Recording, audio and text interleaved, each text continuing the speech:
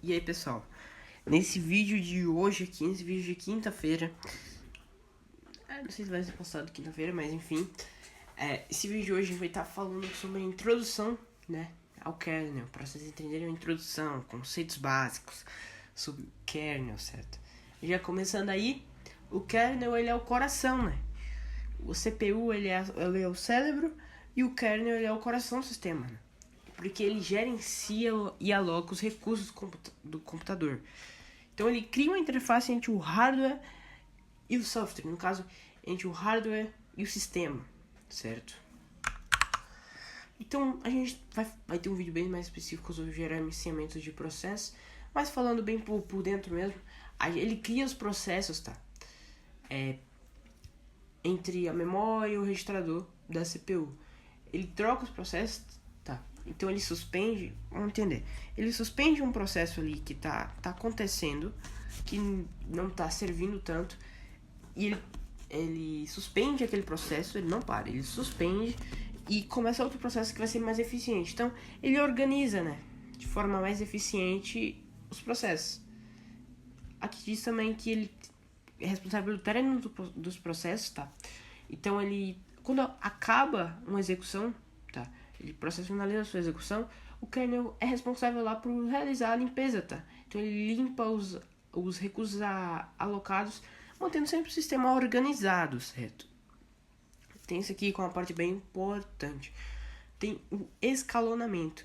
Então ele determina ali qual vai ser o processo a ser executado primeiro. Tem uma ordem de preferência, entendeu? De acordo com as prioridades e as necessidades do usuário. Então ele não executa uma coisa que não vai servir muito para o usuário. Então ele executa uma coisa que o usuário já está acostumado a executar toda hora, entendeu? Então falando mais sobre o escalonamento aqui, em primeiro lugar tá a priorização, né? Então ele prioriza os processos de prioridades, tá? Os processos que têm mais prioridade pelo usuário, né? Então ele monitora também o tempo de execução, tá, desse processo, para ver se tem alguma coisa errada ou se tá demorando muito para abrir e resolver esse problema que pode ser na memória. E alternância de contexto. Então ele troca a execução de vários processos diferentes ao mesmo tempo ali para se encaixar e ter uma melhor, como eu posso dizer, otimização, tá, no sistema. Então a gente tem o gerenciamento de memória também, né, que ele é responsável pelo alocar a memória, tá? Então ele aloca memória para os processos, atribuindo espaço de endereçamento virtual entre cada eles para funcionar de forma mais eficiente. Então, quando a memória física não é suficiente, o kernel ele é responsável em utilizar a memória virtual, tá? Que é com um sistema de paginação, trocando de página entre memória e disco de forma transparente. Em forma que você transparente é em forma que você não vê, que você não percebe, certo? Que é o objetivo do kernel, né? E também tem a produção de memória, né? Ele isola a memória de cada processo, né? Para que um processo não acesse a memória de outro processo. E assim você não perde a memória de um processo, tá? Então a gente tem a alocação e liberação de memória, tá? Então ela aloca a memória, dispositivos, atendendo às suas solicitações, tá? E evitando, como eu falei, o conflito de acesso, né? Para você não perder o acesso ali da seu processo, ok? Ele também é responsável pela memória virtual, tá? Que ele implementa uma camada ali de abstração, né? Permitindo que cada processo tenha a sua própria visão de espaço de endereçamento e que você não possa ver, né? Como eu disse aqui, que ele seja de forma transparente. Tem a paginação, tá? Que são técnicas de paginação e segmentos que são utilizados para organizar e gerenciar a alocação de memória mais eficiente. A gente tem aqui em gerenciamento de entrada e saída. Isso aqui é importante, tá? Importante a gente entender. Vamos lá. Ele é responsável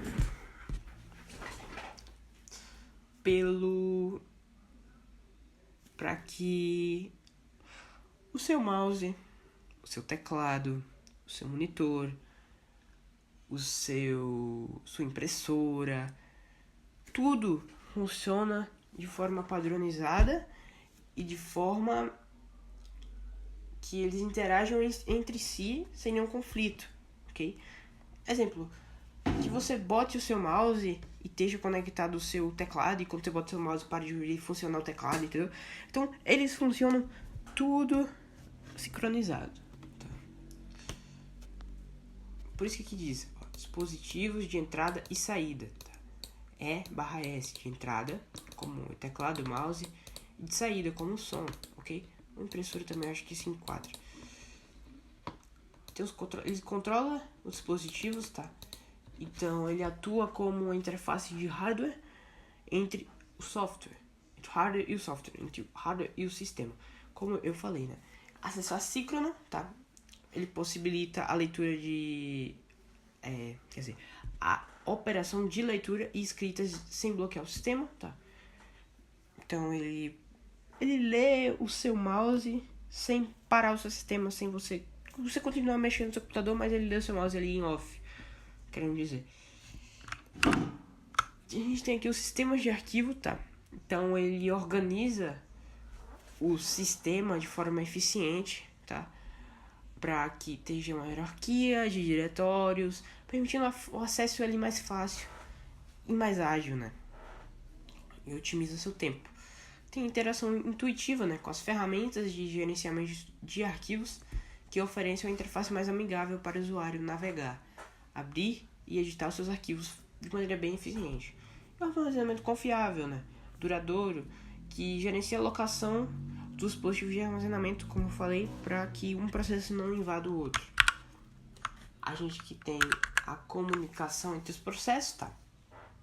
A gente tem os pipes, que são mecanismos de comunicação unidirecionais entre os processos, que eles permitem que um processo envie um dado para outro, criando um fluxo de informações entre eles.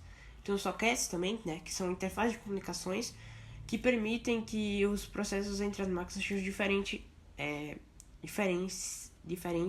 e se comuniquem pela mesma rede, tá? Que eles também possibilitam o envio e recebimento de dados entre os processos, tá? Então, ele é uma interface que se comunica entre as mesmas redes, então ele permite que os processos se comuniquem pela mesma rede, em máquinas diferentes, tá? Em máquinas diferentes, não seja a mesma máquina. Memória compartilhada, né? Que compartilha a memória, tá? E modifica as mesmas regiões da memória. Isso facilita a troca de informações entre eles, tá? Sem requer alguma sincronização para evitar alguns problemas. E os sinais, né? Que são mecanismos de notificações assíncronos que um processo pode enviar para outro, dizendo ou para solicitar alguma execução de tarefas específicas. Para finalizar aqui, a sincronização e exclusão mútua, que estão relacionados aos problemas de concorrência. Quando tem vários processos que acessam recursos compartilhados, podem surgir problemas de concorrência, né? Como a falta de inconsistência de dados.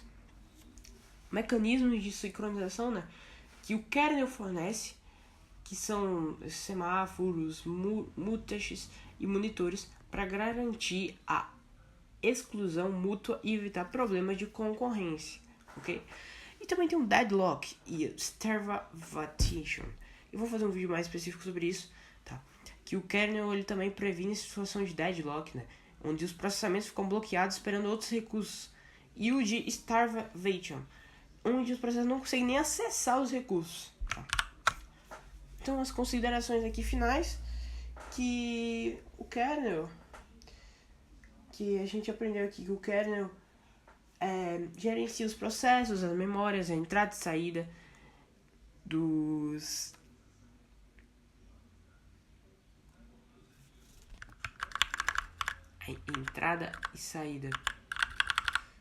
dispositivos, tá? E as comunicações entre as aplicações. E é isso aí, pessoal. Esse foi o vídeo de hoje. Espero que vocês tenham gostado. Vou falar mais sobre o kernel, tá? Em breve, vou falar mais sobre o kernel, tá? Vai lançar outros vídeos também sobre Assembly. Vou deixar em recomendação aí vídeos sobre Assembly, sobre arquitetura de sistemas. E esse é isso, inscreva, deixa o like e valeu!